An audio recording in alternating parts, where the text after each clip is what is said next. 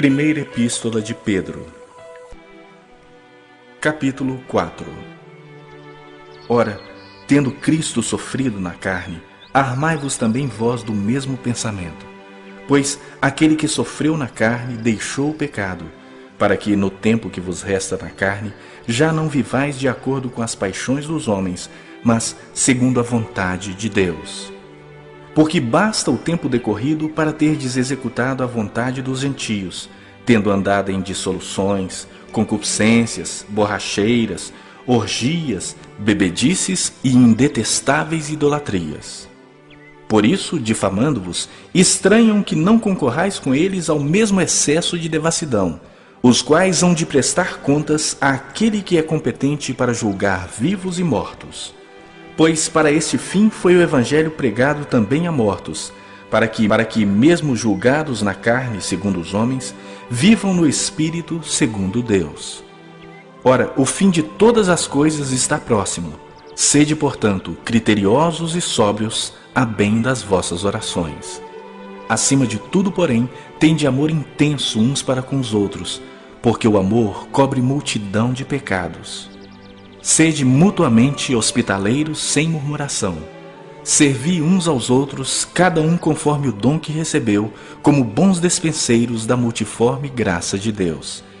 Se alguém fala, fale de acordo com os oráculos de Deus. Se alguém serve, faça-o na força que Deus supre, para que em todas as coisas seja Deus glorificado por meio de Jesus Cristo, a quem pertence a glória e o domínio pelos séculos dos séculos. Amém. Amados, não estranheis o fogo ardente que surge no meio de vós, destinado a provar-vos, como se alguma coisa extraordinária vos estivesse acontecendo. Pelo contrário, alegrai-vos na medida em que sois coparticipantes dos sofrimentos de Cristo, para que também na revelação de sua glória vos alegreis exultando.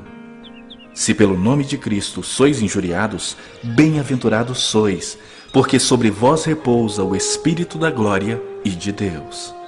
Não sofra, porém, nenhum de vós como assassino, ou ladrão, ou malfeitor, ou como quem se intromete em negócios de outrem. Mas se sofrer como cristão, não se envergonhe disso. Antes, glorifique a Deus com esse nome. Porque a ocasião de começar o juízo pela casa de Deus é chegada.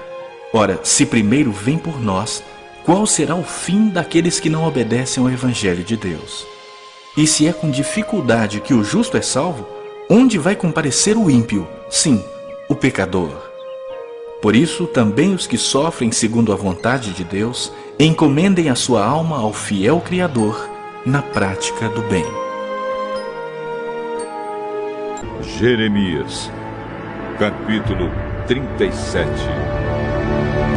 O rei Nabucodonosor da Babilônia pôs Zedequias, filho de Josias, como rei na terra de Judá, no lugar de Joaquim, filho de Jeoaquim. Mas nem Zedequias, nem as autoridades, nem o povo obedeceram à mensagem de Deus que eu, o profeta Jeremias, entreguei a eles. O rei Zedequias mandou que Jucal, filho de Senemias, e o sacerdote Sofonias, filho de Maazéias, fossem falar comigo. Eles disseram: Por favor, Jeremias, ore ao Senhor nosso Deus por nós. Eu ainda não tinha sido preso e andava livremente no meio do povo. Nesse tempo, o exército egípcio havia saído do Egito. E quando os babilônios que estavam cercando Jerusalém souberam disso, foram embora. Então o Senhor, o Deus de Israel, me mandou dizer o seguinte a Zedequias, rei de Judá: O exército egípcio que vem vindo para socorrer você vai voltar para o Egito. Aí os babilônios voltarão para atacar esta cidade. Eles vão conquistá-la e pôr fogo nela.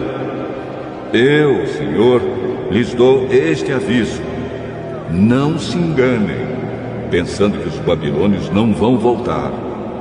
Eles voltarão, ainda que vocês derrotassem todo o exército da Babilônia que está atacando. E ainda que desse exército sobrassem apenas homens feridos, deitados nas suas barracas, isso não adiantaria nada. Pois mesmo assim esses homens se levantariam e poriam fogo nesta cidade. As tropas dos babilônios se retiraram de Jerusalém, porque o exército egípcio estava chegando. Nesse tempo, eu resolvi sair de Jerusalém e ir ao território da tribo de Benjamim para receber certa propriedade, que era parte de uma herança. Ao chegar ao portão de Benjamim, o chefe da guarda, chamado Jerias, que era filho de Selemias e neto de Ananias, me fez parar e disse: Você está fugindo para o lado dos babilônios. Isso é mentira, respondi. Eu não estou fugindo para o lado dos babilônios. Mas Jerias não quis me ouvir. Ele me prendeu e me levou às autoridades. Elas ficaram furiosas comigo e me deram uma surra. Em seguida, me prenderam na casa de Jonatas, escrivão do rei. Essa casa tinha sido transformada em prisão. Aí me puseram numa cela cavada na terra. E eu fiquei ali muito tempo. Depois o rei Zedequias mandou me buscar. Quando cheguei ao palácio, ele me perguntou em segredo: Jeremias, você recebeu alguma mensagem de Deus, o Senhor? Sim, recebi. O Senhor, ó rei, será entregue nas mãos do rei da Babilônia. Então aproveitei para perguntar a Zedequias: qual foi o crime que cometi contra o Senhor, ó rei, e contra as autoridades, ou contra este povo, para que me pusessem na cadeia? Onde estão seus profetas que lhe diziam que o rei da Babilônia não ia atacar nem o Senhor, nem este país? Portanto, ó rei, meu senhor, agora peço que faça o que vou pedir. Por favor, não me mande de volta para a casa do seu escrivão Jonatas, pois se eu voltar, vou acabar morrendo ali.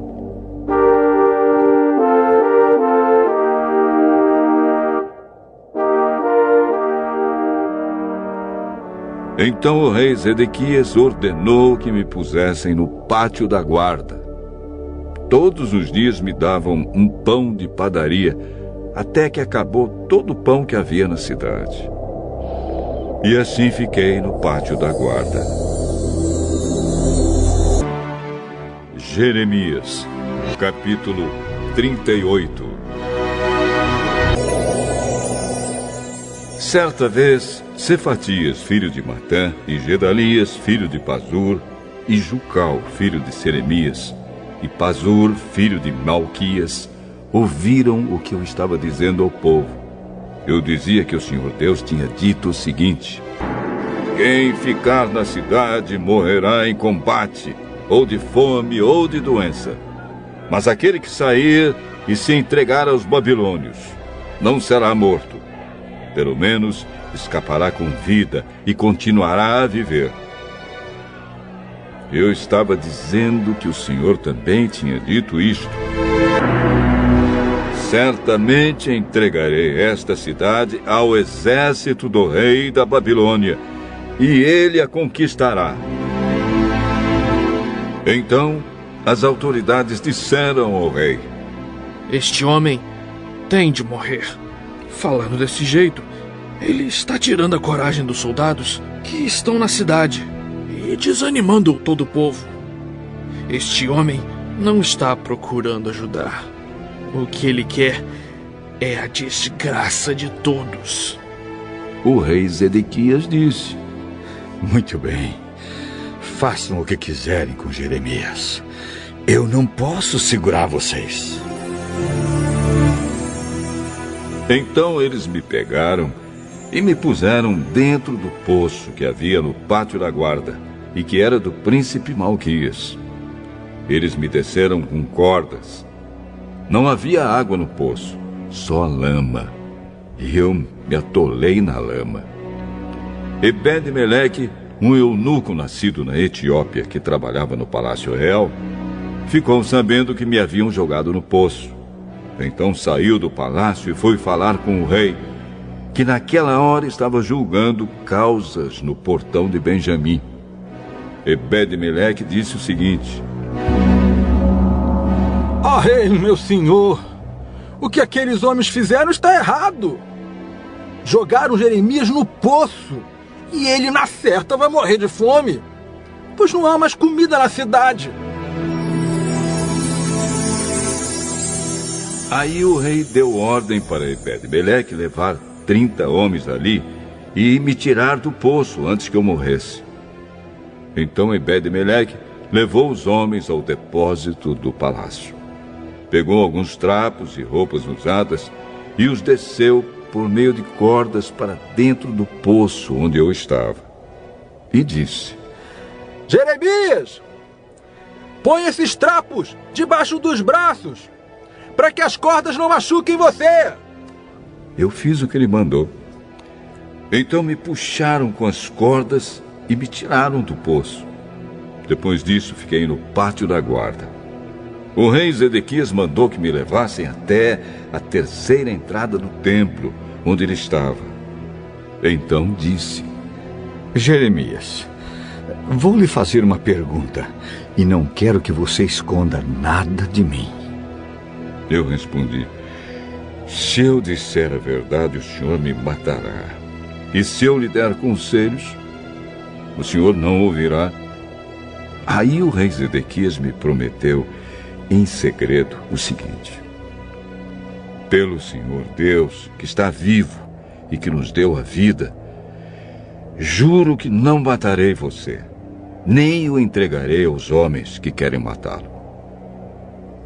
Então eu disse a Zedequias que o Senhor Todo-Poderoso, o Deus de Israel, tinha dito o seguinte: Rei Zedequias, se você se entregar aos oficiais do rei da Babilônia, você não será morto, e esta cidade não será queimada. Tanto você como a sua família ficarão vivos. Porém, se você não se entregar, então esta cidade será entregue aos babilônios, e eles a queimarão. E você não escapará deles. O rei Zedequias respondeu: Mas eu tenho medo dos judeus que passaram para o lado dos babilônios. Pode acontecer que os babilônios me entreguem a esses judeus e eles me torturem. Aí eu disse ao rei: o senhor não será entregue a esses judeus. Por favor, obedeça a mensagem do Senhor Deus, como lhe falei. Então tudo lhe correrá bem e o senhor não será morto. Mas Deus me mostrou o que acontecerá se o senhor não quiser se entregar.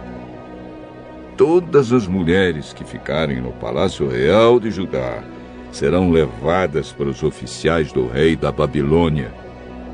E elas irão dizendo assim: o rei foi enganado e dominado pelos seus melhores amigos.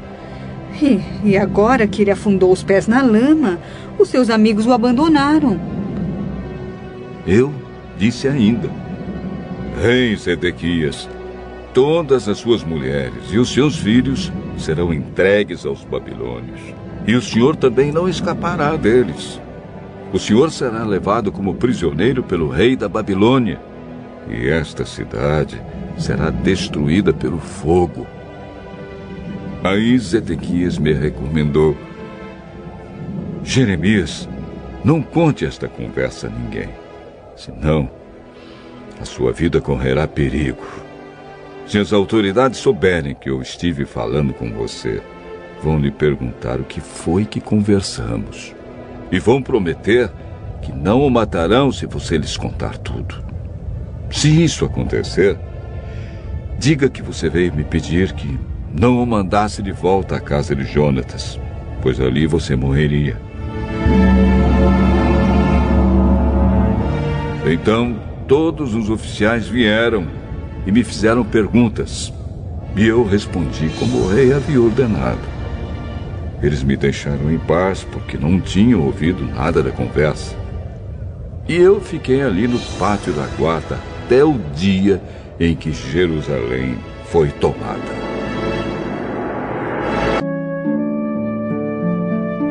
Salmo 137. Sentados na beira dos rios da Babilônia, chorávamos quando lembrávamos de Jerusalém. Penduramos as nossas liras nas árvores que havia ali.